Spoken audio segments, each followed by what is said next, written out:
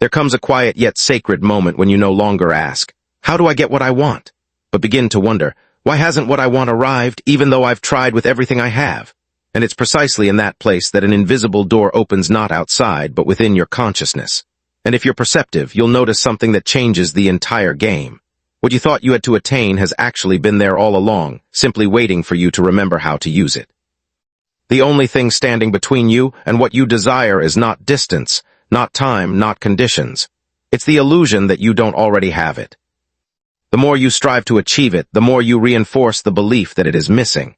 The more you affirm, "I'm on the way there," the more you place yourself outside the destination. The universe does not respond to words or wishes. It responds to frequency, and frequency emanates from a state of being, not from pleading. This is a paradox full of power. You don't need to conquer reality. You just need to harmonize with it.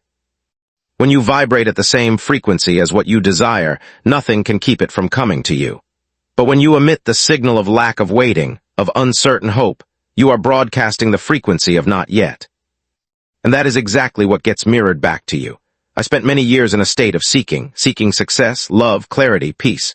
Every time I enrolled in a new class, read a new book, wrote down a new affirmation, I believed maybe this is the final missing piece. But as time went on, the results still didn't come as I had hoped. There were moments I sat in silence, so disappointed I no longer had the energy to positively try. And in that very moment, something unexpected happened. I stopped trying. I stopped reciting affirmations. I stopped begging for anything. I just became still. And in that stillness, I heard something the noisy years had made me miss. "You lack nothing. You're just pretending to forget." That sentence didn't come as a sound.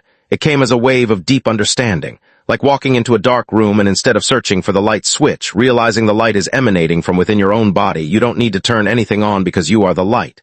And then everything changed. Not because I did something new, but because I stopped doing the old. I stopped emitting the frequency of fear, of lack, of not yet. The universal key, the so-called universal key, is not found in action, but in state, not in textbooks, but in the deep layer of presence. You don't need to learn more, prove anything, only return to the original truth that you are always connected, always have, always are. Imagine you are wearing a special pair of glasses. These glasses are tinted blue, so you see the world in blue. No one needs to change the world for you to see a different color. You just need to remove the glasses. Those glasses are the limiting beliefs you've worn for so long you've forgotten you're even wearing them. I'm not good enough. I have to try really hard. I'm not allowed to have what I want. These beliefs are neither right nor wrong, but they are filters. And you have the right to choose to remove them. And when you do, the world doesn't change, but the way you see the world does. And because you change frequency, the world must respond. This is a law, not a miracle. Just like gravity, it doesn't require your belief to work. The question isn't, how do I convince the universe to grant me something, but what signal am I sending out? The universe doesn't require you to prove you're worthy. It only mirrors back the exact signal you're putting out. If you live in the belief that what you want is already yours, the universe has no choice but to align accordingly. But if you live in the state of waiting for it to happen, then you remain in the state of waiting. Recall a time you walked into a room and instantly felt someone's energy even before they said a word. Some people bring peace just by being present. Others make you anxious even while smiling brightly. What you're sensing is frequency, not language, and so does the universe. You don't need to shout out what you want. You only need to become it, not pretend, not imagine, but know the way you know you're breathing. Know the way the sun rises every morning without confirmation, without justification. The universal key has no shape, no sound. It is the silent shift from lack to sufficiency, from begging to being, from waiting to knowing, from the seeker to the one who remembers they have always had. And the miracle is this. When you truly enter that state, you no longer need that thing to come and it arrives. Not because you want it to, but because you've stopped radiating the energy that keeps it away. You don't need to find another method. You don't need to master another technique. You only need to remember what you've always known. And when you remember, reality must change because it has no choice but to follow you. Not because you force it, but because you've become someone reality cannot help but respond to. That is the moment all doors will open without you knocking. Because when you become the one who holds the key, you are no longer locked out of anything. And there is no longer any reason to search for what you've always carried within you. Have you ever felt like you were doing everything right? And yet the results remained silent, waking up early, meditating, writing affirmations, keeping your thoughts positive, trying not to doubt. And still, it feels like everything is at a standstill. unmoving, as if you're speaking to the universe in one language while it's waiting for something entirely different. I once lived in that very tugafor. The more I understood the law of attraction, the more mechanically I tried to apply it. In the morning, I'd stick goal images on the wall. At noon, I'd listen to meditation music to release energy. In the evening, I'd repeat affirmations like, "I'm attracting good things." I thought that if I did it enough, consistently enough, the results would have to come. But reality deceives no one. It stood there unmoved like a wall, unshaken. And the strange thing was, the more positive I tried to be, the more exhausted I felt inside. After many times pushing myself to the limit, I began to realize it wasn't that I hadn't done enough. It was that the way I was doing it was radiating an energy completely opposite to what I desired. I was trying to be positive in order to escape a sense of unease within. I was trying to attract as if I didn't have the right to receive. And I was trying to prove myself to the universe as if the universe didn't already believe I was worthy. But the universe doesn't need convincing. It's not swayed by effort. It simply responds to the exact frequency you emit. And when you push too hard to make something happen, what you're actually sending out is not, "I have this, but I don't have this, and I'm lacking." Imagine someone frantically searching for their glasses. While the glasses are sitting right on top of their head, they tear through every drawer, call everyone for help, run around the house in a state of urgency. Sound familiar? Because that's how we often pray, set goals, dive into the self-development loop. That search, as enthusiastic as it may seem, actually comes from a state that forgets the truth. We already have what we need. We've simply forgotten how to see it. Effort creates tension, and tension always carries separation. Like someone swimming in the ocean, the more they thrash, the more they sink. But the one who knows how to relax floats naturally. Effort is not wrong, but effort from panic is the energy of fear. Effort from control is the energy of distrust. And it is those very efforts that inadvertently keep you away from what you desire. Some might ask, if I'm not supposed to try, then what do? Just sit and wait. No. What's being invited here is not passivity, but a kind of action that has no resistance. Action taken from peace, not from fear. Action as an expression of gratitude, not as a means to escape a sense of lack. I began to change everything with a single shift. I stopped doing things to achieve and started doing them as if I had already received. I no longer meditated to attract peace. I meditated because I am peace. I no longer wrote affirmations to make something arrive. I wrote them because they are the truth I choose to live by. The result, it didn't come immediately, but I changed. And that very change began to realign everything. An unexpected phone call, a perfectly timed invitation. An opportunity appeared that I hadn't been chasing. I didn't attract them. They responded to a different version of me. The one who no longer emitted the signal of please come, but lived in the state of everything arrives at the right time. Perhaps you're standing right at this threshold. Maybe you've tried everything. Maybe you're tired of maintaining a state of positivity like a mask that must always smile. If so, this is a sincere moment to ask yourself, am I unconsciously emitting the frequency of lack, of panic, of needing to prove myself even though outwardly I'm trying to be positive? If you're ready to stop the effort loop and step into a state of presence without resistance, leave a sign, a simple message in the comments like, "I'm ready," or even just the number 1. Not only to let me know you're here, which is deeply valuable to someone creating content like me, but also as a declaration to yourself that you've chosen to open a new chapter with the divine. We don't need to run anymore. Don't need to shout loudly for the universe to hear, because the truth is the universe has always been listening. All you need to do is change the channel. Shift from the frequency of effort to the frequency of being. From resistance to alignment, from lack to sufficiency. That's all it takes, and everything begins to change. Not because you force it, but because you've stopped holding yourself in the state of pushing away. The effort loop dissolves when you choose to be still in the deep knowing that you don't need to become anything to be worthy. You have always been worthy. And now you only need to live as if you know that's true. She had everything others envied. The spotlight, the applause, fame etched into magazine covers. Every achievement, every compliment, every shining trophy was neatly placed on a shelf as if they were bricks building a complete person. But no matter how many layers of light surrounded her, there was still something that couldn't be hidden, a subtle, persistent emptiness, like a sealed room with no echo. She used to believe that success was the cure, that if she had enough money, enough recognition, enough admiration, the insecurity would disappear. But insecurity doesn't stem from what's missing on the outside. It comes from a disconnection within, and you cannot use external glory to fill the distance between you and yourself. Every time she achieved something new, she would quickly set the next goal. Not out of ambition, but because the feeling of wholeness always slipped away. Satisfaction barely brushed her fingertips before vanishing like dry sand between her fingers. She began to realize it wasn't that she hadn't succeeded enough. It was that she had never felt enough. The world teaches that you must have something to be valuable. But no one teaches that if you don't see your own worth from the start, no amount of success can give it to you. Everything simply reflects back what you already believe. If you believe you're empty, you will see emptiness even in a room full of flowers and praise. If you believe you lack, everything you achieve will merely be an attempt to escape that lack, and therefore it will never feel like enough. The truth is the external world is just a reflection, a vast mirror brutally honest. You cannot ask a mirror to smile if you are frowning.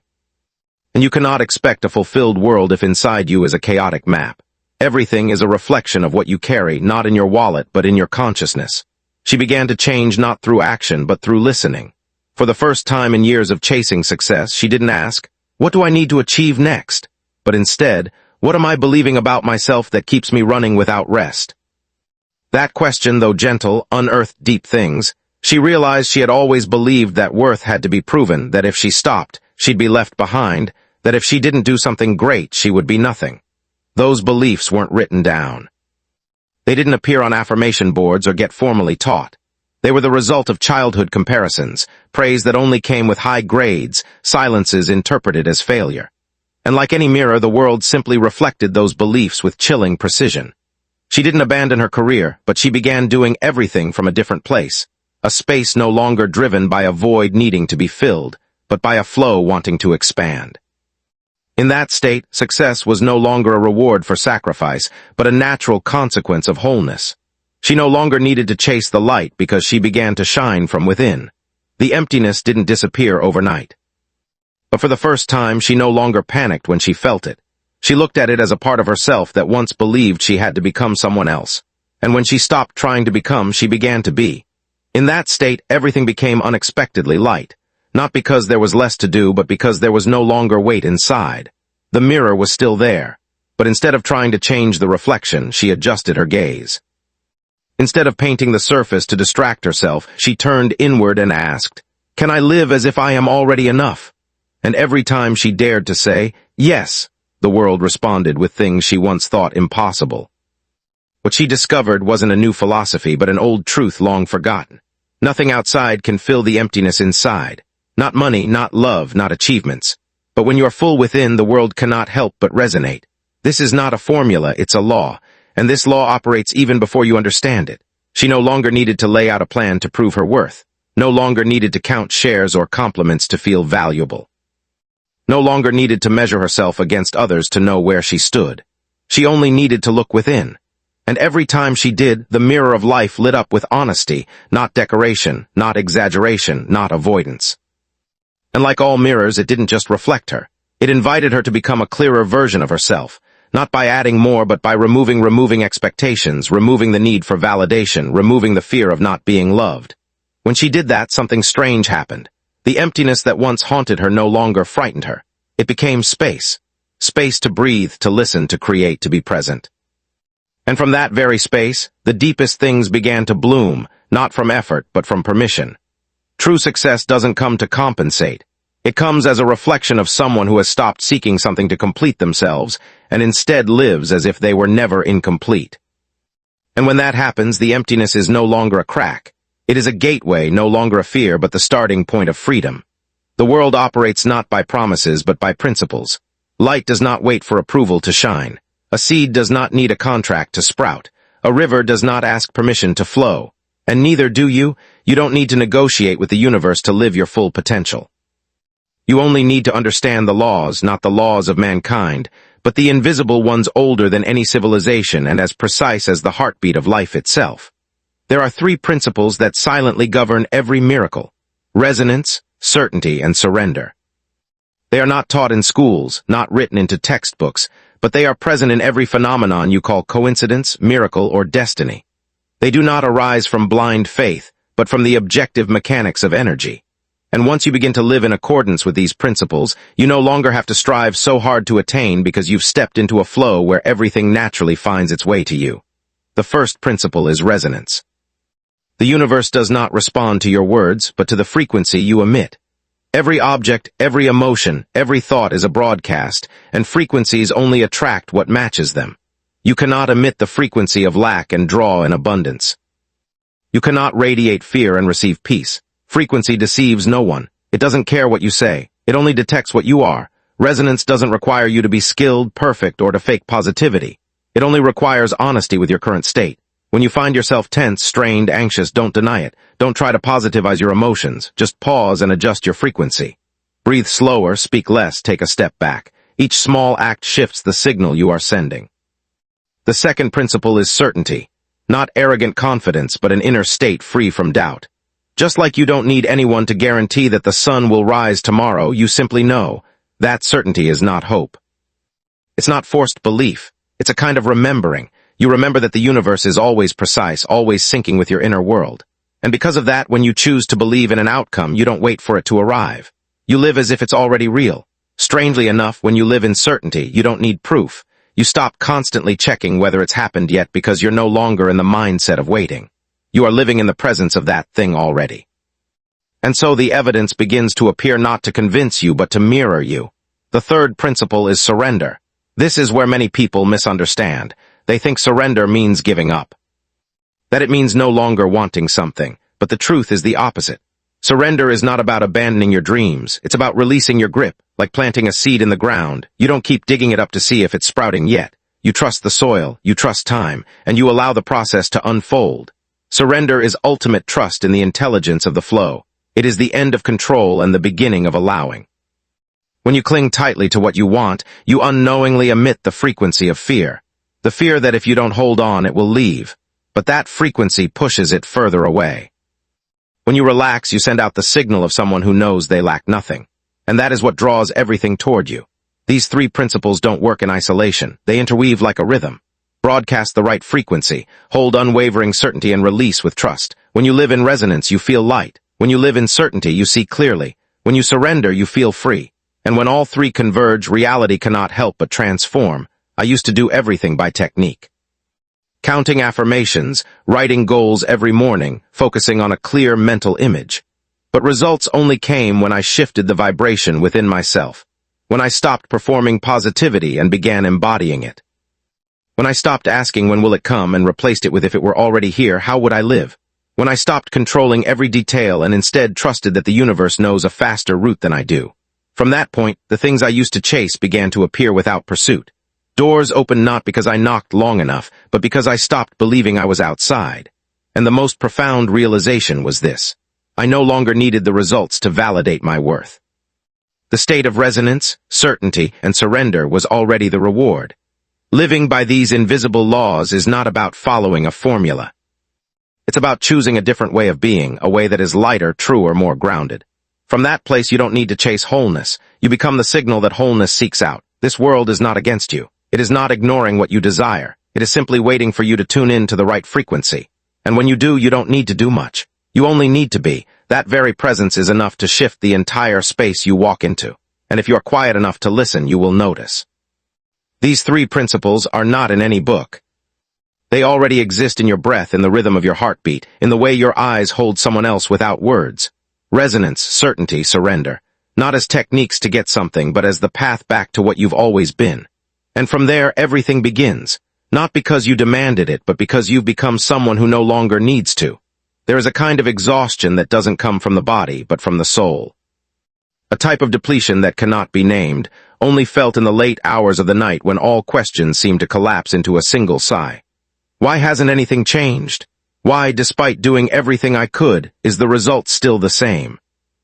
It's the moment when despair no longer screams. It simply sits quietly beside you like an old acquaintance, familiar yet never truly welcomed. I've been in that state, a place where every effort seems meaningless, where you begin to doubt yourself, doubt your beliefs, even doubt the most sacred things. You've read enough books, applied every technique, maintained the right attitude, controlled every thought, and still everything slips through your fingers as if you're a magnet pulling delay. And from that lowest point, something strange began. Not a miracle. Nothing new appeared, just an invisible shift inside. I stopped resisting my own emotions. I no longer forced myself to seem okay. I stopped reassuring myself in a strained, artificial way. I allowed myself to admit I was tired, I was sad, I was disappointed. And in doing that, for the first time in a long while, I felt real. We are taught how to pursue what we want, but rarely are we taught how to harmonize with it. And that is the fundamental difference. Pursuit comes from lack. Harmony comes from fullness. A person attracts what they desire not because they need it, but because they have become the kind of place where that thing feels welcome to arrive. Inner magnetism is not an energy you forcefully emit. It is the invisible field created when you live in alignment with your axis. When you stop pretending to be strong, stop straining to achieve, and begin to become whole in a very quiet way. No need to display, no need to prove. When you live in your truth, you become light. And when you are light, you attract. Look at nature. Flowers don't race to bloom, yet bees still find them. A ripe fruit doesn't shout that it is sweet, yet all beings are drawn to it. The sun does not force anyone to revolve around it. Yet the whole solar system humbly moves in rhythm, because there is a kind of force that says nothing yet makes everything come closer. And humans can become that too. Natural attraction doesn't come from learning the right words to say, posting the right content, or appearing positive at the right time. It comes from a deep consistency between what you feel and what you radiate. When you no longer emit the energy of someone who needs to have in order to feel complete, but instead emit the energy of someone who is already whole and ready for more, the universe does not need to be convinced. It simply zinkas. And what astonished me is that when you enter this state, you no longer need anything to come in order to validate that you're doing it right. Every moment within you becomes confirmation. Each breath no longer feels heavy. Each thought no longer feels unsteady, and change is no longer a goal. It becomes a natural consequence. Despair is what happens when you drift away from your inner axis. When you allow the outer world to determine your worth, your timing, and your outcome. But magnetism only arises when you return to that center where you are no longer pulled by lack, no longer led by fear, and no longer playing the role of someone who must appear strong. You simply show up as yourself. Sometimes you don't need to add anything to change. You only need to stop denying what you really feel. When you dare to sit with your sadness, it stops hiding. When you dare to face your emptiness without judgment, it stops controlling you. And from that very honesty, a new energy begins to form, an energy that doesn't try to attract, but that makes attraction inevitable. Inner magnetism isn't born from hollow affirmations. It is forged in the moments when you choose to listen rather than run, choose to stay rather than chase, choose to soften rather than grip tightly. Each small choice like that, little by little, builds your own magnetic field. Not flashy, but strong enough to make what you once struggled to find you instead. And what you ultimately realize is this. It's not the world that changes, it's that you stop fighting yourself. At that point, you no longer live in the mindset of if I have this, I'll be happy, but begin to live as if I am already whole, and if that thing arrives, wonderful. But if it doesn't, I am still me complete. This is not mere philosophy. It is the way you shift from the one who always needs to, the one who always has, from seeker to magnet, from despair to field. And it all begins when you stop forcing yourself to be okay and dare to be real. Because it is in that truth where magnetism comes alive. Not through technique, not through words, but through your own subtle, steady, and whole presence. It's not that you haven't tried hard enough. It's not that you lack desire. And it's certainly not because you're unworthy, but there's something few people realize. We don't live according to what we want. We live according to what we believe is true. And what you believe, even if never spoken aloud, even if you don't remember where you learned it, is silently running your entire life through a gateway called the subconscious. The subconscious is not some vague realm. It is foundational, a place that stores every program, every definition, every command you've ever unknowingly accepted. When you were a child, every word spoken by adults, every look, every time you were rejected, praised, compared, or conditionally loved, it was all recorded there. No filters, no analysis, just stored and operated like an invisible operating system. And then you grow up carrying those recordings in your mind, thinking you're choosing your life, when in fact you're being led by old commands. Every time you encounter an opportunity and self-sabotage, every time you enter a relationship and end up hurt in the exact same pattern, every time money comes and then disappears for no clear reason, that's not fate. That's a repeating program at work. The subconscious doesn't think critically. It doesn't know right from wrong. It only knows how to repeat. If you once believed, I'm not good enough, the subconscious won't argue. It will simply guide you into situations that prove it. If you grew up watching your parents constantly worry about money, you'll feel uncomfortable having a lot of it because your subconscious has linked money with stress. If you saw love as something painful, you'll unconsciously choose painful relationships not because you like them, but because they feel familiar. The subconscious is a mirror, but it doesn't reflect what you see, it reflects what you believe. You could fill your walls with positive affirmations, but if the subconscious mirror inside you is still broadcasting fear, lack, or invisible shame, your reality will remain a replica of those signals no matter how much effort you put in on the surface. And that's why so many people say, I understand all of this, but my life still hasn't changed. Because intellectual understanding cannot automatically rewrite the subconscious mirror. It requires a deeper kind of contact. Something that seeps in from within, where you don't just learn new things, but you dismantle the old. Where you don't just dream of a better future, but you remove the memories linked with pain, limitation, and false beliefs. That process doesn't happen in a single awakening. It comes when you pause every time an old reaction arises. And instead of defaulting to this is just how I am, you ask, where did this come from? Is this really me or an old command I accepted without ever reviewing it? And that question repeated over and over begins to crack the old mirror so that the real light can start to shine through. You don't need to change your whole life overnight. You just need to start changing the way you respond to one situation. You don't have to erase the past. You only need to stop letting it write your future. Every time you choose differently, you send a new message to the subconscious. I no longer agree with the old program, and if you repeat this patiently enough, the mirror will shift. The miracle is the subconscious is not working against you. It just needs to be updated. You can rewrite foundational beliefs through imagery, through emotion, through a new vibrational state. When you visualize yourself living the life you desire, not just as a mental image, but as a real feeling in your heart, the subconscious begins to register that as possible. And from there, it no longer repeats the old, it begins to resonate with the new. Imagine walking into a room where the mirror still holds the image of who you were years ago. It doesn't matter how much you've changed. If the mirror hasn't updated, you'll still see the old version and you'll act as if you're still that person. To change the reflection, you must project a different image, clearer, fuller, more consistent. That's the work of awareness. You can't control every circumstance, but you can absolutely shift the frequency your subconscious is broadcasting. And once you shift the frequency, reality has no choice but to respond. Not because you're trying to change everything outside, but because the mirror inside is reflecting something new. So if you find yourself repeating the same reality, don't blame yourself. Don't panic. See it as a sign that says it's time to look at the mirror and begin with one simple question. What am I believing that keeps bringing this back? That question, though simple, can open an entire door. You don't need to try to become someone else.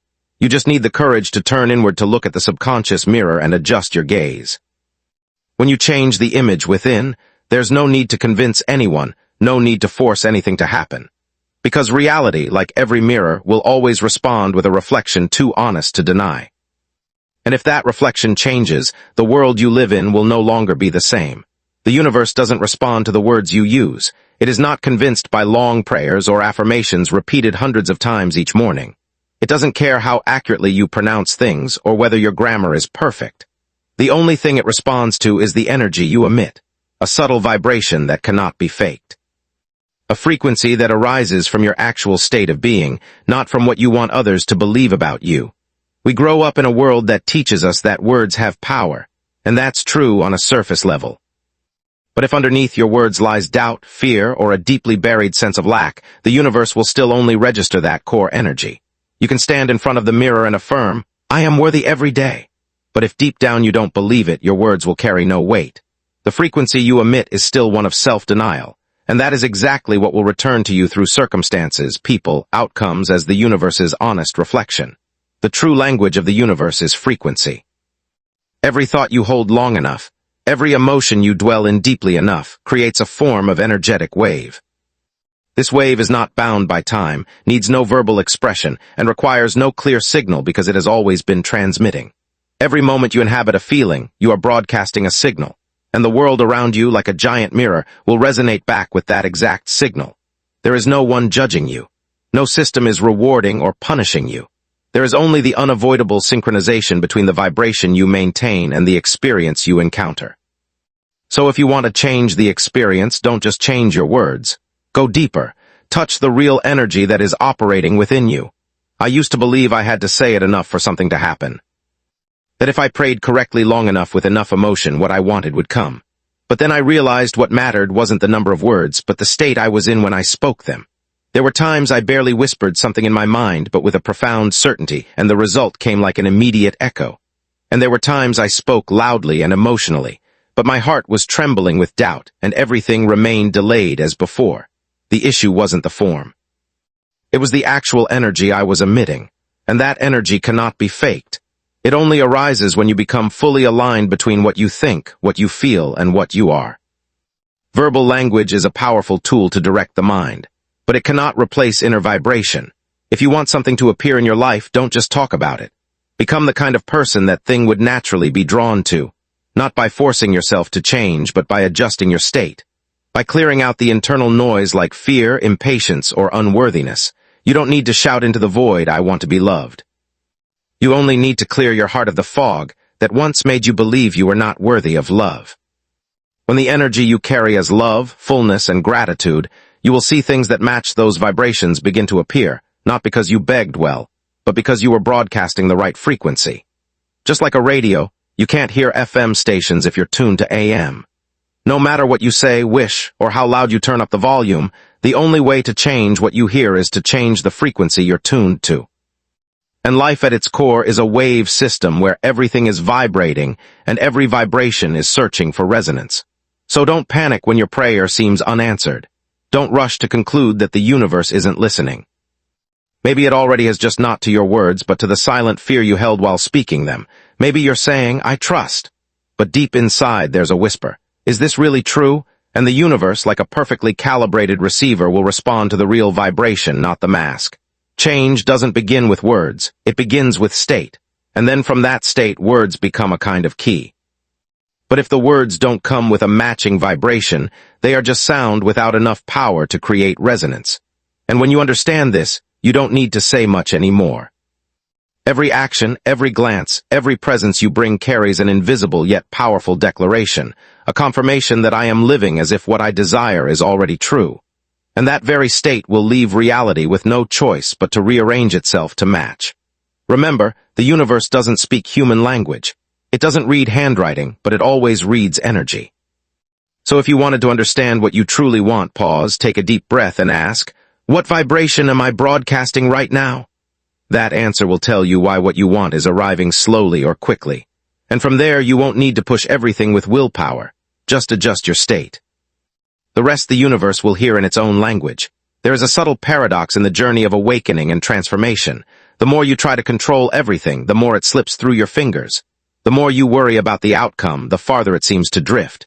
And the more you strain to make things go your way, the heavier and more obstructed the flow of the universe becomes. The reason isn't that you're wrong. It's that you're using an energy that moves in the opposite direction from how the universe operates. Control. Control comes from fear. It's how you try to protect yourself from uncertainty, from the unexpected, from feeling unsafe. And in this society, control is often praised as being proactive, as taking charge of your life. But in truth, control is not real power. It is a reaction. True power is surrender. Surrender doesn't mean giving up. It's not resignation or passively accepting a life you don't want. Surrender is a deep mental state where you stop resisting the natural flow of life. It's when you cease trying to manipulate every detail. Stop chaining yourself to a specific form of outcome and begin to trust that something greater is operating with you if you let it do its part. In a state of surrender, you don't stop acting, but you act from a place of peace. You do what needs to be done and then you let go. You don't cling to the result. You don't command the universe to give you this thing in this way at this time. Instead, you send a clear signal of what you're moving toward and open yourself to it, arriving in a way far better than your mind could have imagined. That kind of surrender is not weakness. On the contrary, it requires more courage than any effort ever could, because you're choosing to trust before there is evidence.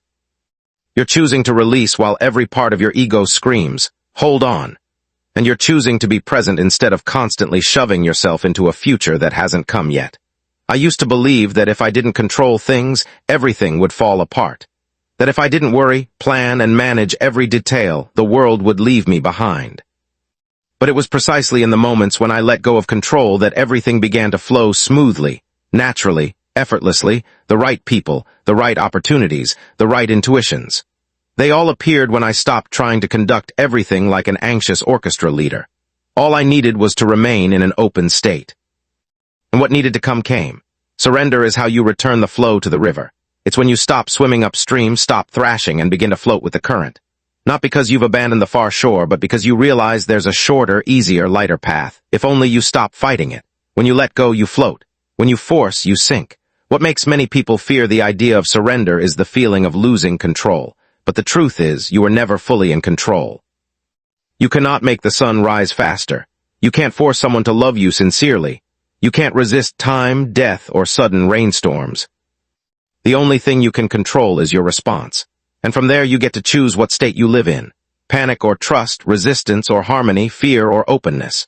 Surrender doesn't mean you sit silently and wait. It is a deep interaction, the act of releasing pressure from yourself, of opening the door to something higher, of allowing things you never imagined to enter. When you surrender, you become the space where miracles can take root. Not because you demand them, but because you've cleared away the ego's interference, the thing that so often blocks miracles from unfolding. And strangely, when you no longer force something to happen, it tends to draw closer. Not because you no longer want it, but because you've stopped emitting the energy of lack. You're no longer the beggar. You are the one who is already full, and the universe always reflects fullness with more fullness. Surrender also helps you accept that there are things you can't understand right now. There are reasons not yet revealed. There are detours that are necessary, and some things you thought were losses in the end turn out to be liberation. When you stop demanding immediate answers, you begin living in a different dimension where everything arrives on time. Never too early, never too late. Flow doesn't come from trying to control. It comes from harmonizing with what is without judgment, without resistance. In that state, every action you take gains power not because you force it to be strong, but because you do the right thing at the right time in a gentle yet unstoppable way. And you'll notice something strange. All the big things in your life, the turning points, the destined opportunities, the people who change your entire journey arrived not when you were tense with control, but when you were soft, open, and allowing. When you surrender, you don't lose your agency. You reclaim a deeper kind of power.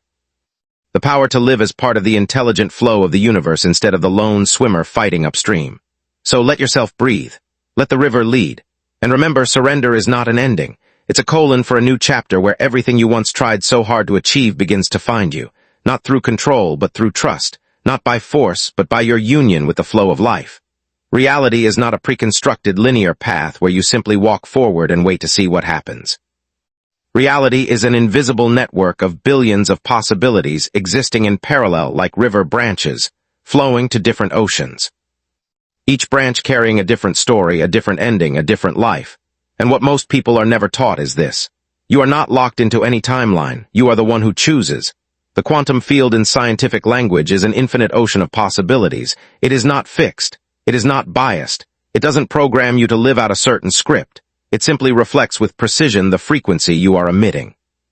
Every possibility within that field is a potential reality like a draft waiting to be activated by awareness, by emotion, by the state of your presence. You don't need to fully understand quantum physics to live as a creator. You only need to begin recognizing whatever you believe to be true. Whatever you consistently imagine, consistently feel, consistently affirm with your words and actions, that is how you select a timeline. Some people live the same day under the same circumstances, yet experience two entirely different realities. One sees delays, chaos, and disappointment. The other sees alignment, opportunity, and unexpected luck. The difference isn't chance. The difference is choice, not external choices, but inner vibrational ones. Every time you say everything is always against me, you are selecting a timeline where that is true. Every time you say no one truly loves me, you're aligning with that timeline. And every time you quietly believe something beautiful is coming, you're tuning into a reality that holds exactly that. The issue isn't the words. The issue is the frequency you are broadcasting, and you broadcast it through the state you repeat most often. The outer world doesn't happen to you. It is projected from your inner stage. You can't control every event, but you absolutely have the power to choose the information field you access. And when you change the field, you change the timeline. The quantum field doesn't follow reasons the way human logic does. It doesn't ask if you're worthy if you've tried hard enough. It only reads vibration, and it gives you what corresponds. If you're vibrating with lack, the field responds with experiences of lack. If you maintain the emotion of fullness, even if your hands are still empty, the field will guide you to paths of abundance as an unerring response. And this is the key difference between living by default and living by choice. Living by default is reacting to what's happening, allowing the past to program the subconscious, then projecting it forward as the future. Living by choice is consciously selecting a new frequency, even when there's no outer proof yet. It's choosing to believe and live as if what you desire is already true so that the quantum field can't help but respond. Have you ever felt a moment where everything seemed to click? A strange sense that things were flowing perfectly as if someone had prearranged it all. That was a moment when you temporarily stepped into the timeline you had synced with. But the problem is you often revert to the old one because of old thought patterns, old reflexes, old stories about yourself, and then you assume the miracle was just a fleeting stroke of luck. But if you had held that state, the miracle wouldn't have just visited, it would have stayed. You don't need to know every next step. You only need to know which frequency you're choosing, and the miracle is this. Even if you've lived decades in a repetitive reality, you can still choose again right now. No one locks you into a fixed timeline except the things you believe to be unchangeable. Look back at the dreams you once had and gave up on. Maybe because circumstances didn't allow it. Maybe because reality didn't support it. But those were only true within the timeline you chose. In another timeline, that dream is still waiting for you to return to it with a new state, a new vibration, a self that has evolved. The universe doesn't confine you within limits. It only responds with honesty. And what you see today is proof of the timelines you have chosen, not a life sentence. When you change your vibration, you steer the ship in a new direction. And even if you shift by just 1 degree over time, you'll arrive at a completely different shore. No one holds the map. No map is fixed. There's only you, the one who is both the player and the designer. Each morning you wake, the power to choose is handed back to you. And you choose not by words, but by the state you maintain most throughout the day. So instead of asking what's going to happen next, ask what vibration am I in right now? That answer will be more accurate than any prediction, because the timeline doesn't come from the future. It begins with a very small choice in the present one that only you can make. And when you choose again enough times with deep enough consistency, what you once called impossible will become what's happening now. Not because the world has changed, but because you've stepped into a different layer of reality where what you longed for was always waiting for you. It's not a coincidence when you think of someone and they suddenly text you. It's not chance when the book you need appears just as you're feeling lost. It's not random luck.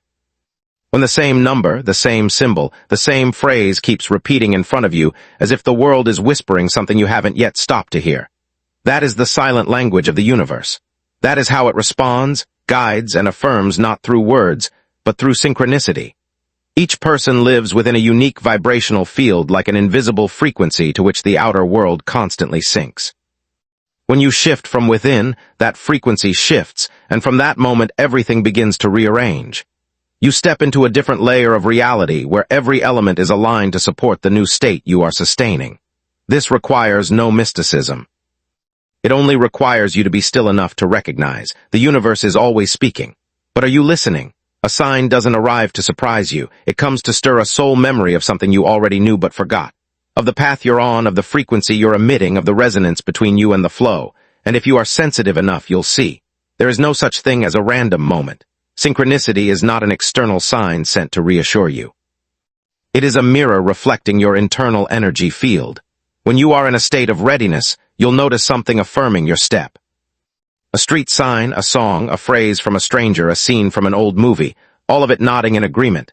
No explanation needed, just timely presence. The more awakened you become, the more coincidences you'll notice. Not because they've just started happening, but because you've opened yourself to see them.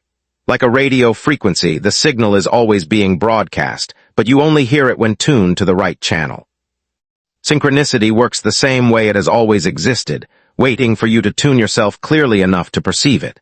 I once went through a stretch of days filled with doubt, when everything around me seemed stalled, unclear, without resolution. But in that ambiguity, I began noticing small things. The same phrase showing up 3 times, the same number appearing everywhere, the same image following me from place to place.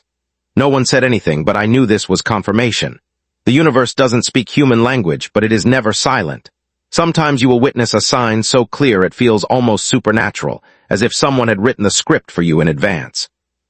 But at other times, synchronicity is simply the perfect silence within you, and you know with no evidence that you are on the right path. A sign doesn't always have to be an external image. A sign can be an inner feeling, a lightness, a peaceful vibration, a deep echo in the subconscious that you are aligned with something greater than yourself. The question is not am I receiving signs, but rather am I living present enough to notice them? Because the more anxious you are, the more you force, the more you chase, the more you miss. Signs do not appear as rewards for the restless. They come as gifts for the still. The universe does not send signals to test you. It is simply syncing with you. And every sign you see is a gentle reminder. You are not walking alone.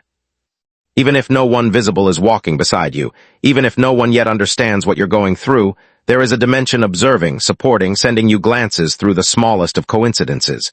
You don't need to decode everything. Don't turn synchronicity into superstition. Let it be a background melody, a quiet, continuous current of message. When you live in tune with your frequency, authentic, unstrained, unconfused, you will naturally slip into that current. And signs will appear naturally, like petals rising to the surface after you've already sown the seeds. Sometimes a sign doesn't come to urge you forward, but to stop you from continuing.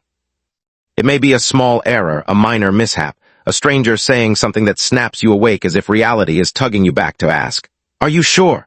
When you know how to listen, you'll realize not every closed door is failure. Some are protection, some are redirection.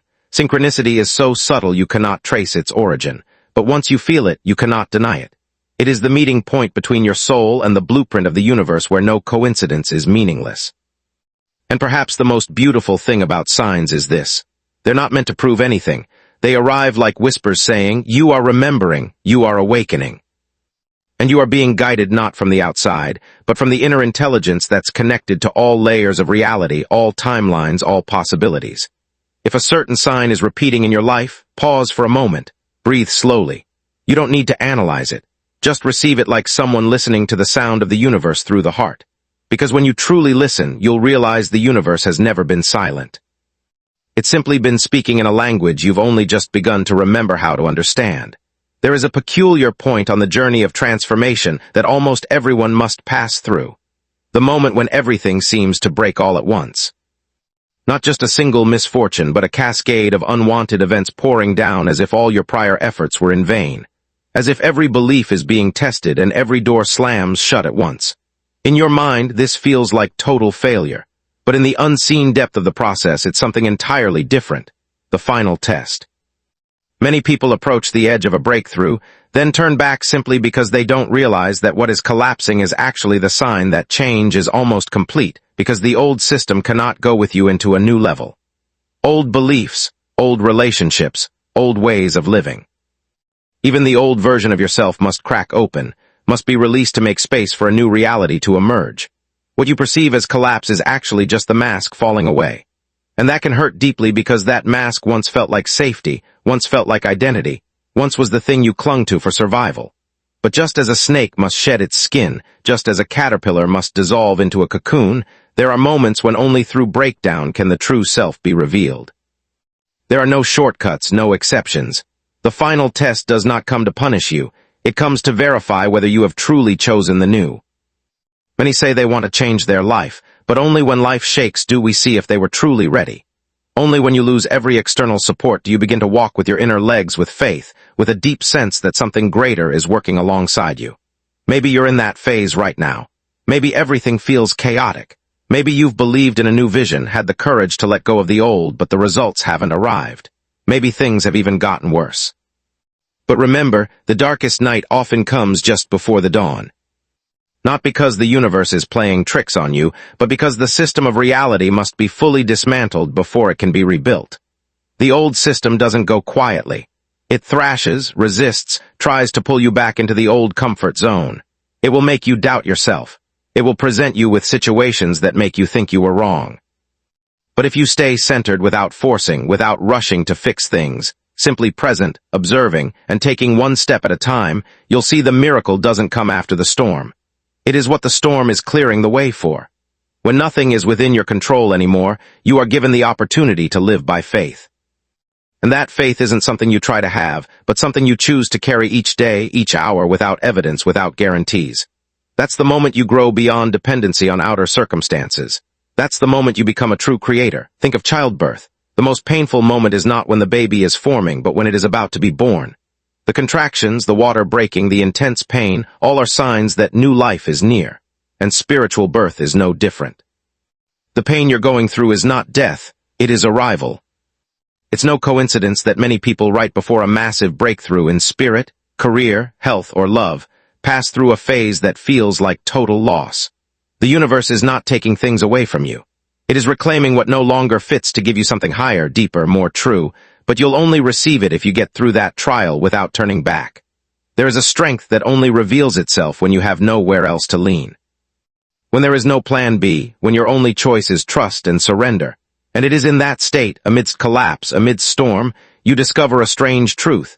You become clearer, lighter, brighter because the shell has fallen. Because the illusion has been removed, because there's nothing left to hide the real you. The paradox is this. If everything seems to be falling apart and you can still observe, still take a deep breath, still stay grounded, that's proof you are stronger than you think. Not because you're untouched by pain, but because you're not letting pain pull you under. You've begun to stand on a new foundation where miracles are no longer hopes, but natural outcomes. See this moment as the final test, and welcome it not as a wall, but as a doorway. Every time you think it's the end, it's only a layer being peeled back to reveal a new one. And if you can remain centered through this last stretch, you won't just make it through. You'll step into it. Step into a new vibrational field. Step into a reality where you no longer need to brace against life. Step into the version of yourself you chose to become, not as an idea, but as a living embodiment. So if you're in the storm right now, don't assume it's a sign you've gone the wrong way. It might be the confirmation that you're closer to the light than ever, and the universe is simply asking you one last question. Are you truly ready? There's a paradox few dare to admit. The more desperately you beg, the more reality seems to delay. The more urgently you plead, the further the outcome slips from your grasp. Not because the universe isn't listening, but because the frequency you're emitting isn't that of someone who possesses. It's the frequency of someone lacking. And in a world where everything operates through energetic resonance, you don't receive what you want. You only receive what you align with. Every plea, no matter how sincere, if laced with helplessness, regret, fear, or lack, is not truly saying, I want this, but rather I don't have it, and I'm afraid I never will. That vibration is read as a command not through words, but through frequency. And the universe acting as a precise feedback mechanism can only return what matches. So instead of asking for what you want, become it. Live, breathe, think, and feel as if it were already true. Because in that state, you're no longer demanding it from the outside world. You're broadcasting the message, I am already the one living in that reality. And once you are, nothing can deny you. Imagine an actor stepping onto the stage. They don't stand there pleading with the audience to believe the role. They become the character, they embody it fully without doubt. And that's what makes the whole room believe. In the universe, your role is your frequency. The auditorium is the quantum field. And when you embody the role deeply enough, reality must follow suit. You don't need to convince anyone that you deserve to be loved. You only need to become a living embodiment of love in your gaze, in your words, in your actions toward yourself and others. And love will come as a consequence without needing to be summoned. You don't need to ask for recognition. You only need to walk as though you're already the one doing something worthy of recognition. When you radiate the frequency of a creator, of strength, of peace, you're not waiting for those things to arrive. You become the broadcasting center of them and reality around you. Every piece, every person, every opportunity will begin to restructure itself to resonate. This is why some people without seemingly doing anything special naturally attract all that is good. They don't ask permission to be happy. They've already become the vibration of happiness and the world simply responds. On the other hand, some people do everything right, yet keep repeating old outcomes because they haven't changed their root vibration. They act from lack, from fear, from self-pity pressure. And though their outer actions seem positive, their inner field still emits signals of scarcity, doubt, and anxiety. And the universe, ever truthful, mirrors it back. Notice yourself in the moments when everything flows effortlessly. You're not forcing, you're not trying to prove anything. You're simply present, natural, whole, unquestioning. And it's in that non-doing that everything aligns because you've issued a clear command. I am and therefore I have. Don't let yourself fall into the spiral of constant begging. Morning prayer, midday doubt, evening despair. Every time you doubt, you cancel the vibration of the morning's prayer. Replace the request with a declaration. Replace pleading with affirmation. Replace waiting with becoming the person you're aiming to be. Even if the outside world hasn't yet reflected it, you don't have to feel completely worthy to begin. You only need to act as if you've already stepped into your higher version. And each day that you maintain that state a little longer, you're reprogramming yourself, rewriting old vibrational grooves, initiating a new command the universe cannot ignore. You are the one giving the command not with your voice but with your way of being. Every repeated thought, every deep belief, every dominant emotion is a broadcasted instruction, and nothing is stronger than a consistent vibration. So if you're dreaming of a different life, a different version of yourself, don't begin by asking, begin by becoming. Live as though it's already true, and you'll see every small detail in your life will begin to realign. Not because you forced them to change, but because you're no longer who you were. When you shift your inner state, you no longer have to chase what you want. You only need to hold one truth. Your vibration is the command. And if you live in that frequency with enough clarity, enough durability, enough resolve, the universe has no choice but to respond to the very order you've sent out. Every emotion you experience is not just a fleeting psychological state. It is a signal, a form of data, a stream of electrical current-carrying frequency, carrying a message and carrying an invitation. Either you resist and get swept into it, or you listen, understand it, and decode the power hidden behind it. Of all the emotions people try to avoid, fear holds the greatest power. Not because it is negative, but because it is the gateway to a source of energy you have not yet learned to use. Fear does not come to make you small. It comes to announce that you are about to surpass an outdated limit. Every time you approach the boundary of expansion, whether in career, love, health, or awareness, your nervous system reacts not because there is a real threat, but because there is a new frequency you're not yet familiar with. And in the world of energy, what has never been resolved will always appear as fear. The problem is not the emotion. The problem is how you misjudge its role. You think fear is a sign you should stop. But sometimes it is a sign that you are moving in the right direction. There is no fear when you simply repeat what is familiar. Fear only arises when you step into the unknown. And it is precisely at that edge where you truly begin to grow. Try to recall the turning points in your life. The first time you stepped into something new. The first time you spoke your truth. The first time you stood up for what was right. Was there fear? Was there trembling doubt? A desire to back out, but you made it through. And each time you didn't just overcome a situation, you became a different version of yourself. Wider, deeper, stronger. Fear doesn't disappear because you avoid it. It is only transformed when you move through it, but not by forcing your way through or gritting your teeth. By observing, recognizing that fear is not the enemy. It is unread electrical current. It is locked up energy. And if you are calm enough to listen, soft enough to receive, you will see at the core of fear, something sacred is waiting to be released. When you feel fear, the worst thing you can do is try to escape quickly. The most powerful thing you can do is breathe deeply, pause, and ask, what is this emotion trying to tell me? Perhaps it's reminding you that you don't truly believe in yourself yet. Perhaps it's inviting you to let go of an old belief. Perhaps it's asking you to clear out energy that has been stagnant for too long. And perhaps it's pointing to where you're meant to step next. By shining the light of awareness on the dark corners of emotion, you don't just soothe fear, you reclaim the power that was abandoned within it. Like turning boiling water into steam to power an engine, you are turning contraction into propulsion. From here, fear is no longer a barrier. It becomes the fuel that lifts you. The difference between people controlled by emotion and those who master reality lies not in whether they feel emotion, but in how they relate to it. Those who are swept away run from it, suppress it, or react blindly. Those who are energetically mature pause, receive, decode, and use the very current of emotion as fuel for action. You don't need to become numb to be strong. On the contrary, you need enough connection to emotion to not be controlled by it. You need enough clarity to see that every time your heart races, every time your palms sweat, every time your mind creates a storm of worst-case scenarios, that is not a sign of failure. It is a surge of strong vibration seeking release. And if you don't resist, it will transform into a higher energetic state. Remember, every emotion is logical from the perspective of the subconscious, and the subconscious doesn't distinguish between real and imagined. It only responds based on what you've stored. So when fear arises, you don't need to fight it. You only need to retrain the subconscious that you are no longer who you were. You have new awareness. You are living on a new frequency and you are stable enough to walk through. Not because you are no longer afraid, but because you are no longer ruled by fear. Decoding emotion is not a technique. It is a way of living. A continuous presence, a refined sensitivity in how you read your internal signals. And when you practice long enough, you will see no emotion is the enemy. Every emotion carries a message from a deeper part of you, from a greater intelligence within you. And once you can hear it, you will no longer need to defeat emotion. You and your emotions become one flow, flexible, purposeful, and powerful enough to reshape your entire reality. Fear, when misunderstood, is darkness, but once understood, it is fire, and fire, when properly channeled, can burn away not just paralysis, but ignite an endless source of energy you never thought you had.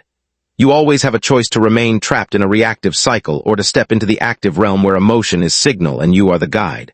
From now on, when fear shows up, don't ask, "How do I get rid of it?" Ask, "Where is it here to make me stronger?" And each time you do, you won't just overcome an emotion. You are rewriting how you interact with yourself. You are training a kind of spiritual muscle not visible to the eye, but strong enough to hold you steady even when storms roll through. Transmuting fear is not about removal. It's about remembering behind every vibration that seems negative, there is always a brighter version of you waiting to be entered. And you are the one who chooses whether or not to open that door. There's no need to guess why things haven't arrived yet. No need to blame fate, karma, or someone out there. Just look at one thing. What frequency are you broadcasting? Because reality does not respond to your wishes. It responds to the vibration you emit consistently, whether you're aware of it or not. And if you're not living in the frequency of what you want, no matter how intensely you desire it, you are still pushing it away. Every inner state is a wave being transmitted. You cannot receive anything outside the range of the vibration you maintain. If you want to attract love, but live in a state of defensiveness, doubt, and fear of being hurt. What you're broadcasting isn't "I'm ready to receive love," but rather "I don't believe love is safe." And the universe will simply respond with situations that continue to confirm that belief. Do you want to attract prosperity? But if inside you still harbor feelings of lack, fear around money, or envy toward others' success, then the signal you're sending is not abundance. It's the frequency of scarcity, and it will resonate with corresponding experiences. No one escapes the law of resonance because it's not based on morality or fairness, but on vibrational mechanics. Just as you can't tune into an FM station and expect to hear an AM signal, everything you desire is already broadcasting on a specific frequency. And the only thing you need to do is adjust yourself to match it. But adjustment doesn't come from repeating positive affirmations over and over. Adjustment comes from becoming the person who corresponds to the reality you're aiming for. If you want to live in a new frequency, you cannot bring along old habits, old reactions, old emotions, and old ways of thinking. This requires you to be profoundly honest with yourself. What is the default frequency you're emitting each day? Is it gratitude or judgment, trust or doubt, ease or control, wholeness or insecurity? Take a moment to reflect on your yesterday. What were your most frequent emotions? How many times did unnoticed thoughts repeat themselves? Even the things you said casually, did they truly reflect the frequency you want to maintain? Every small detail adds up to form an overall wave. And that wave is your unspoken declaration to the universe. You cannot attract what you're not emitting, nor can you hold on to what you're not in harmony with. Even if you happen to receive what you desire, if your internal vibration is not stabilized at the matching frequency, you will soon lose it. Not because you're unworthy, but because your internal energy cannot maintain resonance. Frequency doesn't lie. You may say you want peace, but if you react strongly to everything, if your mind constantly overanalyzes and your heart stays closed, then you're emitting a completely different frequency. And the universe does not listen to explanations. It only responds to waves. So how do you change your frequency? You don't need to start from a lofty place. Start with the smallest consistency. A sentence you choose to hold back, a behavior you decide to shift, a reaction you choose not to repeat, an emotional state you practice holding a little longer. Each of these small changes is a turn of the dial, a step closer to the frequency you truly want to live in. Remember, everything you've ever dreamed of already exists somewhere in the formational field of the universe. There's nothing to create, nothing to invent, only to match. And the process of matching doesn't come from striving to have. It comes from aligning to become. Don't ask, when will it come to me? Ask, what frequency am I living in today? Because when you truly match the frequency, you no longer care whether it arrives or not. You know you are already living in the state of having it. And it is that steadiness that opens every door. Don't forget, what you truly want is not the object, the person, or the outcome. What you want is the vibrational state you believe they will bring. And if you can become that frequency right now, you no longer need to wait. You have already stepped into your own doorway. Frequency is an invitation, a map, a code. And the beautiful truth is you have the power to choose your station right now. No need to wait for circumstances to change. No need for someone's approval. Just decide, I no longer live in the old wave, and every second after becomes a journey of resynchronization. Everything you've ever dreamed of is broadcasting on its own channel. Don't pray for the wave to change. Turn yourself toward the right one, and then what once seemed out of reach will become inevitable. No magic needed, only vibrational match. Time is not linear as you once believed.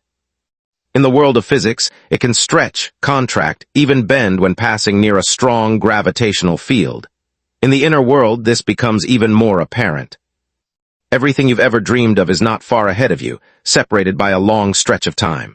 It is right here on a parallel wavelength, merely waiting for you to step into the appropriate state. And when you become the person aligned with what you desire, you don't just attract it. You fold time, shorten the journey, and bring about things that once seemed to require a long wait with astonishing speed. Waiting is a state of postponement, and every form of delay is born from the belief I am not yet enough. When you believe that what you want is still far away, you emit the frequency of lack of distance, of hope that is not yet readiness, and the universe responds by maintaining that distance. The more you wait, the further it moves. The more you hope, the more you affirm to the quantum field that you don't yet have it. Meanwhile, becoming is action in the now.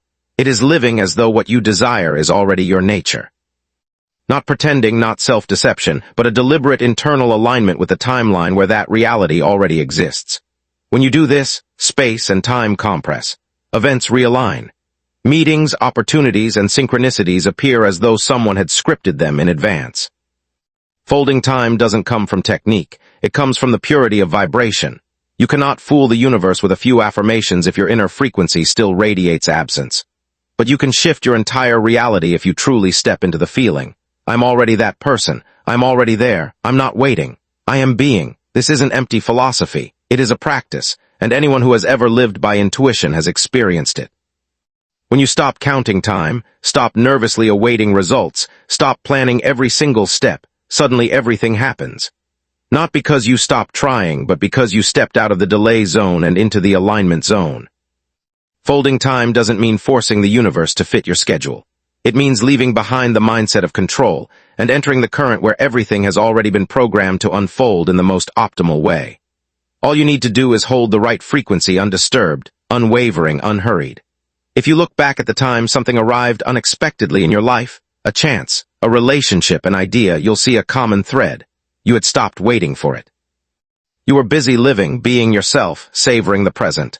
And in that state, you shifted into a different timeline where what you wanted no longer needed to be awaited. It became a natural part of your journey. Time does not flow equally for everyone. Some people achieve the extraordinary in just a few months. Others repeat a single lesson their whole life and never break free. The difference isn't opportunity, it's frequency and state of being. Those who live in the belief that this is mine, there's no need to struggle for it. They fold time. Those who remain in waiting, longing, impatience, they stretch time indefinitely. Pay attention to your language each day. Every phrase like, when will it be my turn? When will it happen? I wonder if I'm enough is affirming that you are not yet being. Each of these sentences adds a layer of delay, pushing you further away from a path that could otherwise be swift. Instead, live as though you are already there. Behave as though you are already that person. Be grateful as though you've already received it. And most importantly, don't pretend.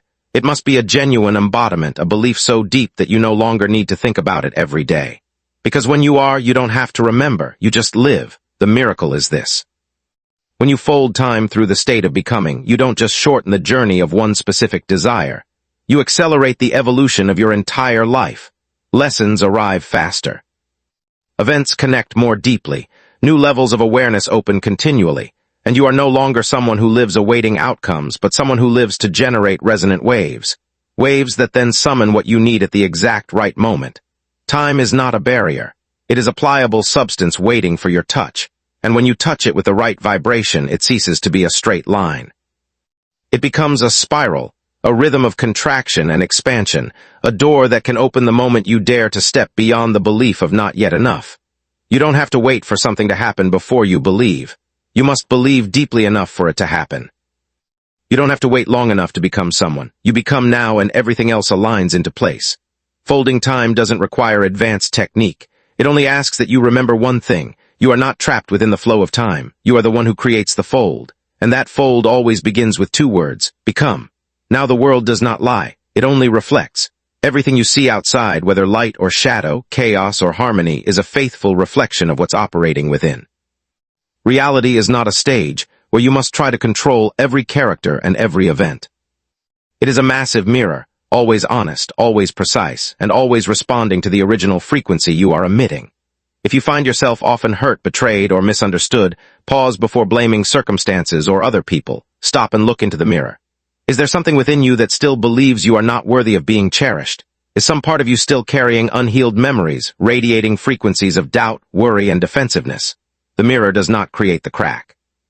It only reflects the one that was already there. If you are living in haste, impatience, and constantly feel as though your life is racing against time, chances are you're emitting the frequency of pressure, insufficiency, and control. And reality simply amplifies that message. It presents you with even more reasons to rush, to worry, to grow tired. But when you pause, slow your breath, and return to a state of trust, strangely enough, the outside world also begins to slow down, soften, and synchronize. We do not live in a static world. Every moment, reality is reborn from your vibration. It is not fixed. It is a living, flexible, and highly responsive reaction to even the slightest shifts in your frequency. When you change, the world begins to change hue, not because someone else changed, but because the mirror has turned. Many people try to change reality by reworking the surface, changing jobs, environments, relationships. But after a while, they fall back into the same familiar cycles because they only change the image in the mirror without ever changing the one looking into it. Any effort to change the outside is useless if not accompanied by inner transformation. The mirror will always remain loyal to the source. When you understand this law, you stop blaming. You stop trying to fix everything around you. You turn inward and ask, what am I radiating? What do I truly believe about the world, about people, about myself? And the answer doesn't lie in your mind. It lies in your feelings, in your state, in the unconscious reactions you cannot control. Because it is these deep, wordless layers that form the strongest signal being reflected. You might say you love yourself, but if you often feel disrespected by others or repeatedly overlooked, then reality is showing you something. Some part of you still doesn't believe in your true worth, and you can't fix that with words. You can only shift it by feeling fullness again, by living as though you are worthy without waiting for anyone to confirm it. Reality is a mirror, not a movie screen. It does not replay a fixed story. It has no pre-written script. It is a screen that instantly responds to the being you are, and the miracle is this. You can change the channel right now without leaving the room, without waiting for the ideal moment, just by adjusting your inner state. When you live in gratitude, even before anything visibly changes, reality already begins to shine more brightly. When you forgive, it's not the other person who is freed. It's you who unlocks a new layer of the mirror, one that allows light to pass through.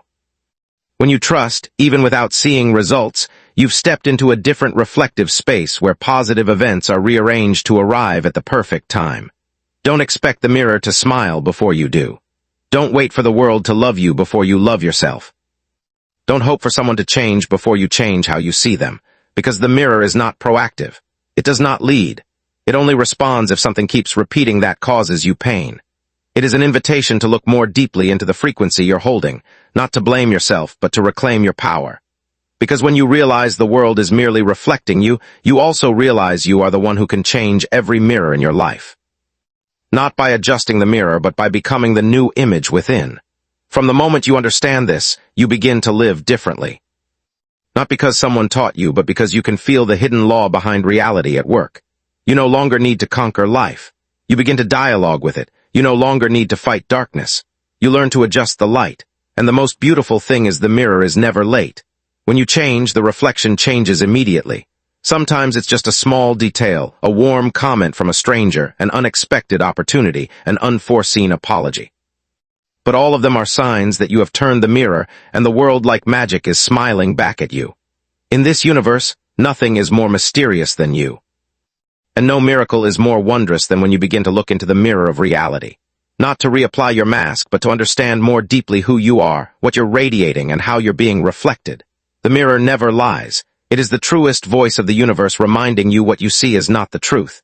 It is you. There is a subtle paradox in the art of attraction. What you truly desire will only come when you no longer need it, not because the universe wants to test you. Not because you must give up your dreams, but because in the state of not needing, the frequency you emit becomes pure, expansive, unclouded by fear or control. And that frequency is the strongest magnet of all. When you truly need something, what you emit is not a signal of readiness, but of lack, of pressure, of urgency. And those vibrations create static that blocks what you want from reaching you naturally. The universe does not respond to your words or wishes. It responds to the emotional signal you hold inside, especially the ones you don't speak aloud. You may say, "I want a beautiful relationship." But if deep down you're radiating fear of abandonment, despair from loneliness, or a sense of incompleteness when alone, then those signals are the real invitation the universe is hearing. And the universe will send you experiences that correspond not to what you wish for, but to what you are. Letting go does not mean giving up. It means you've stopped forcing the flow and started trusting that everything is right, complete, and arriving at the perfect time. It is not apathy. It is a higher form of conscious surrender where you no longer act out of fear of not having, but from the knowing that you already are enough. Miracle is this. When you truly let go, something strange happens. You begin to feel complete without having that thing. You start to feel joy in your own presence. You stop trying to create attraction. You become the attraction. And from that state, good things begin to find you gently, naturally, without being chased. It's like clutching water in your hand. The tighter you grip, the faster it slips away. But if you open your hand quietly, the water fills your palm with ease. Energy works the same way. So do your desires. The more you need, the more you push it away. The more you let go, the more room it has to come in. Need is a soft form of resistance. It builds an invisible barrier between you and what you want. It prevents you from receiving even when you're standing right in front of the door. Letting go, on the other hand, is how you lower the wall, open the frame wide, and invite reality in with full trust that you lack nothing. Those who live in a state of not needing are not without dreams. They've simply learned how to live full within themselves. They understand that whatever comes will be a bonus, not a missing piece. They don't center their lives around acquiring something, but around becoming someone. And for that reason, they attract more than they ever imagined. You can apply this right now. Choose something you've been longing for. Money, love, health, opportunity. Ask yourself quietly, if today I released the need to have this, how would I feel? Then listen inside. You might feel fear. You might feel emptiness. But you might also discover a new space opening where you're no longer dependent on the outcome. And that is the starting point for transformation. Letting go is the state of someone who knows they're living in a perfect system, someone who trusts. If it's truly meant for me, it will come. And if not, what comes will be even more right, more beautiful, and more aligned. That person does not control, does not force the stream, does not push the universe to match the ego's schedule. They walk slowly, breathe deeply, and open their heart as if all good things are already tucked inside destiny's sleeve, simply waiting to be offered. In every area of life, you will see this pattern repeat. When you no longer fear losing, you can keep. When you no longer demand, you are gifted. When you no longer chase, you become the destination. And when you stop trying to be attractive, you become the field of attraction. This is not a one-time lesson. It's an art that must be practiced daily. Every time you find yourself yearning too intensely, worrying too much, or forcing something, pause, breathe deep and ask, if I release this now, will I still be myself? And if the answer is yes, then you're ready to open a new flow. Remember, the universe does not want you to beg. It does not respond to fear. It does not answer to scarcity. It only vibrates in harmony with what you already believe to be true. And when you believe, I need nothing to be whole, I only welcome more to be abundant. You place yourself in the deepest state of attraction. What you truly want is coming, but it cannot pass through the thick clouds of attachment. Only when you step into the light of wholeness, of surrender, of complete trust, can all the miracles find their way to you. Not because you need them, but because you are ready. Perhaps you have prayed wholeheartedly. You have visualized clearly. You've written down your desires with a deep belief that the universe would respond. But time passes and the results have yet to manifest. Not because the universe doesn't hear you, not because you're not good enough, but because you within each breath, each unconscious thought are jamming your own signal. Each person is a broadcasting tower. Every emotion, thought, and state is a stream of energy you constantly emit into the space around you. The universe does not respond to what you say in words, but to the frequency you consistently sustain. And what you may not realize is while you are asking for light, you are simultaneously covering it with a thick fog of doubt, anxiety, and fear. It's like a radio station broadcasting two frequencies at once, a beautiful melody and a loud static hum. The listener cannot hear the music clearly. The universe is the same. It listens to the vibrational song you're playing. If that song is a mixture of desire and worry, of trust and skepticism, of love and resentment, then what it receives is a blurred, unclear, unsynchronized signal. You cannot expect a peaceful life when each morning you wake up worrying about the future. You cannot attract deep love while still holding on to feelings of unworthiness.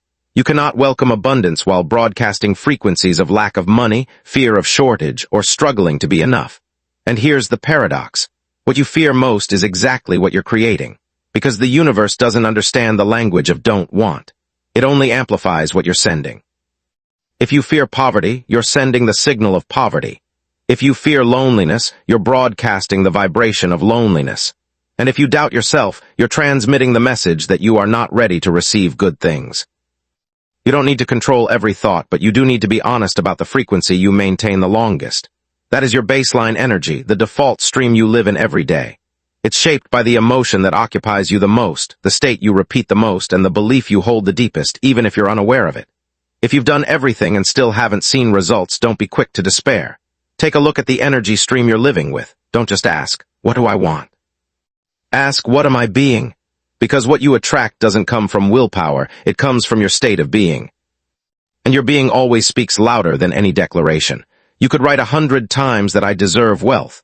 But if deep inside you still carry the burden of inferiority, still operate from the fear of not having enough, then what you attract won't be wealth. It will be experiences that reinforce the old belief. This is not a punishment. It is an opportunity to recognize and recalibrate your core frequency. Each person is a complex vibrational system, and you have full authority to adjust that system not by micromanaging every detail, but by shifting the core state.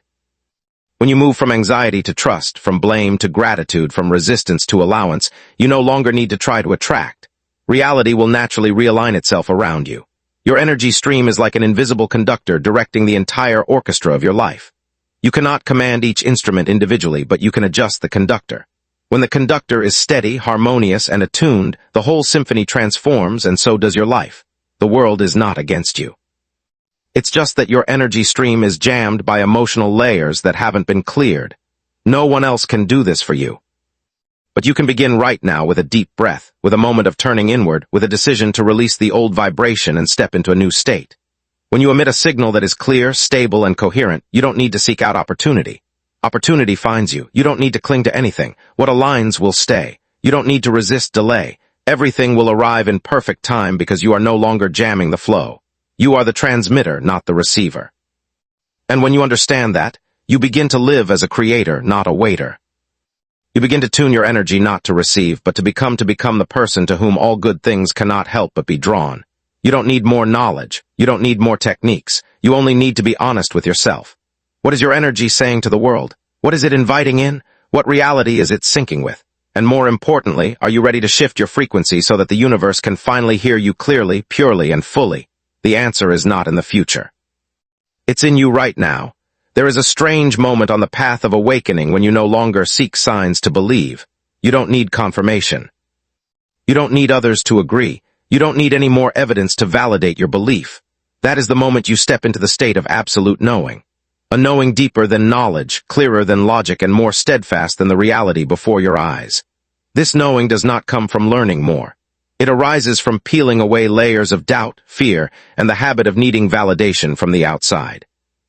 When all the noise goes silent, when the mind stops questioning every second, you reach a deeper space of awareness where you simply know. Not for any reason, not to prove anything, just because it is true. Like knowing that you're breathing without anyone having to remind you, like knowing the sun will rise even when it's raining. The state of absolute knowing does not come with display. It needs no boasting, no preaching, no one else to believe with you. It is quiet but not weak.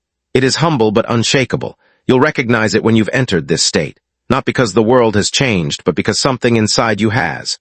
There's no more urge to check, to measure, or to doubt. No more talking to yourself in circles just to feel reassured. Instead, there is a deep silence as if you are standing in a vast land with no map. Yet you're not afraid of being lost because you know you are on the right path. In the state of absolute knowing, you no longer need to see results in order to keep believing. Belief is no longer a conditional act. It becomes your nature. You don't wait for confirmation from the outside to adjust your inside. On the contrary, you allow the firmness within to reshape everything around you. This is a great leap because for most of our lives, we've been programmed to believe if there's proof. If we have money, then we believe we're wealthy. If we have a partner, then we believe we're lovable. If we're healthy, then we believe we're protected. But that's not faith. That's reaction. True faith begins where you see nothing and still know it's real. The universe doesn't wait for you to see before it begins to operate. It responds the moment you know. When you stand in that state where all doubt has dissolved, where your very presence becomes your boldest declaration, then every cell in your being begins to emit a new frequency. And that frequency reshapes your reality. Those who dwell in absolute knowing don't need to say much. They don't argue. They don't try to convince. They don't need to repeat affirmations because the energy they carry is the greatest statement of all. I know who I am. I know what's coming. I know it's real. Not because the world says so, but because I've become that world.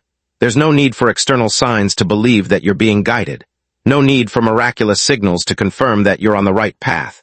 Those things may still appear, but they're no longer conditions. They are only side effects of a vibration that has already stabilized. You can feel peace even without achieving your goal. You can feel abundance even with little in your account. You can feel full and loved even if no one is physically beside you. And the miracle is it's only when you reach that level that the external world begins to adjust, reflecting the frequency you have already become. No longer is it I'll believe when I see. It becomes I see because I believed. This reversal is the most profound transformation, and it only happens when you dare to let go of the need to control the outcome, when you dare to walk into the fog without panic, to love even when no one has yet returned it, and to trust in the light even in the heart of darkness. To reach this state, you must learn to be still in the eye of the storm. Not rushing to reaffirm your goals, not glued to external signs, but simply asking one question. How much would I believe if I needed no evidence? The truth is the state of absolute knowing does not come from effort. It arises when you stop fighting uncertainty. And when you can do that, you'll discover the silence within is the strongest confirmation of all. You no longer need proof because you are the living evidence of a reality being rewritten from the root. And in that moment, you'll no longer ask when will it come, but simply live as if it's already here. You won't count the days, won't hold your breath, won't strain to keep the faith. You will simply walk step by step with a quiet smile like someone who already knows the way home. You don't need to chase the light. You only need to remember the light never left you. And the state of absolute knowing is where that light returns to the center. Not needing applause, not needing a spotlight, only needing you to realize you were never lost. There is something almost no one teaches you. The door you think is closed never actually existed. You stand before an imagined threshold, endlessly knocking on a wall of air constructed by your own mind, waiting for someone to open it, to grant permission, or to invite you in. But no one ever appears, not because they can't hear you, but because there's no one on the other side. In truth, if you simply step forward, you'll discover there is no door, only open space waiting for you to cross. Asking for permission is a form of denying your essence. When you say, I want to step into this, but I'm not ready. I need someone to confirm that I'm worthy. I need a sign that I'm allowed. Deep in your subconscious, you're defining yourself as someone on the outside, someone who needs to be chosen, someone who is begging rather than someone who holds the power to decide. All such inner programming did not come from your original self. It was etched in little by collective beliefs, by careless words spoken during childhood, by rejections you never healed from, by ancestral memories, or simply by the habitual repetition of the role of the outsider. And so you entered life with a distorted map, believing there's a boundary between you and what you desire, that some power outside of you holds the key. But there will come a moment when you're tired of waiting. No more energy to pretend you're not enough. No more patience for signs of the right time. And it is precisely in that moment when you stop asking for permission that the door vanishes. Not because it suddenly opens, but because you realize you've been standing inside all along. You were never outside of love. You only believed you weren't worthy, so you stood at the edge. You were never separate from abundance. You were just programmed to think you had to work hard to earn it. You were never disconnected from the source. You were simply waiting for someone to affirm your right to access it. The question is not, how do I get through? The real question is, how much longer will I keep playing the role of the rejected? Because when you stop knocking, you finally hear the silence behind it, and that silence is the answer. No one is stopping you. There is no real wall. There is only one thing: you were programmed to believe that you need permission. Imagine standing before a cliff. You think you have to build a bridge to cross. But then you close your eyes, and instead of looking for a bridge, you step forward and discover it was only fog. Every barrier you've ever perceived is like that, real to the one who believes it is. And it disappears the moment you dare to walk without asking. Observe yourself. Every time you say, I'm not good enough to start this, I need more time to be ready, I'm waiting for the right conditions, you're playing the role of the outsider. And the longer you wait, the thicker the door becomes, not because it's actually closing, but because you're layering false beliefs onto your own reality. Awakening doesn't come from gaining more power. It comes from ceasing the act of asking for permission, not asking the universe, not asking others, not asking the past, not asking external conditions, but simply standing up, taking a deep breath and stepping into what has always belonged to you. You don't need anyone to certify that you can heal yourself. You don't need a degree to be someone of value. You don't need applause to earn the right to create your life. Every license you've been waiting for, you're the one who signs them. And when you realize that you no longer need paperwork, you just walk. Walk without hesitation. Walk without doubt. Walk as if no one can stop you, because in truth, no one can accept you. And when you stop playing the role of the one asking to enter, you become the one who's already inside. Reality switches roles. All doors dissolve and life begins to move from the inside out, no longer dependent on an invitation. No one was born to be an outsider. You are an indispensable part of the greater picture. You are not a stranger to this universe. You are one of the codes writing it. And you don't need anyone's approval to remember that. When you stop asking for permission, you reclaim the energy that was once scattered. You no longer beg for scraps of light. You become the lamp. You no longer need someone to take your hand. You walk on your own and let your footsteps become a path for others. And the strangest thing is the world begins to respond differently. It no longer treats you as someone who arrived late because you're no longer late. You've arrived, you've become. Every limitation has one purpose for you to transcend it. And every door carries one message. There was never a real door, only your hesitation to step forward. So if you've been waiting for a sign, this is it. Not a sign to ask for permission, but a sign to end the role of asking and to begin walking into the program where you are the writer of the script. No longer afraid, no longer knocking, no longer hoping someone opens it, but simply present in the pure essence of a soul who has remembered who they are. There is a truth that has never changed. But only when you are ready does it become clear. You are not a lost soul drifting in the universe. You are the universe experiencing itself through the form of a human being. Every outward search is just a repeating loop until the moment you stop, turn inward, and remember what has never left that you no longer need to seek. Since you were very young, you were taught that you are a tiny speck in a vast world that you must learn how to search, conquer, and grasp things just out of reach. The system led you to believe you had to reach outward for love, money, meaning, or safety. And so began the search from one person to another, one role to the next, one place after another, as if something out there was waiting, only accessible once you became worthy enough to reach it. But eventually you grow weary. The farther you go, the emptier you feel. The more you try to control, the more powerless you become. The tighter you grasp, the quicker everything slips through your fingers, and one day, in the middle of exhaustion, you fall silent. You pause every plan, stop all struggle, stop all fixing, and simply become present. In that moment, you are no longer the seeker. You begin to remember that everything you were ever searching for was always within you. You once thought you needed to learn how to create reality, but now you realize you are that very reality. Not an outsider watching the universe operate, but the deepest part of the universe awakening within itself. No longer a lonely wave longing for the ocean, but the ocean itself gently rippling to know its own presence. And something strange happens when you stop searching. Everything you were searching for begins to find you. Not because you finally did some technique correctly, but because you stopped broadcasting the frequency of lack. When you return to the role of a radiant point, no longer craving what lies outside, no longer identifying as incomplete, you become a natural center of gravity. No begging, no proving, no attracting, just being yourself, and everything else rearranges accordingly. You no longer need to master life as if you were someone else. You begin to remember how life has always reflected who you are.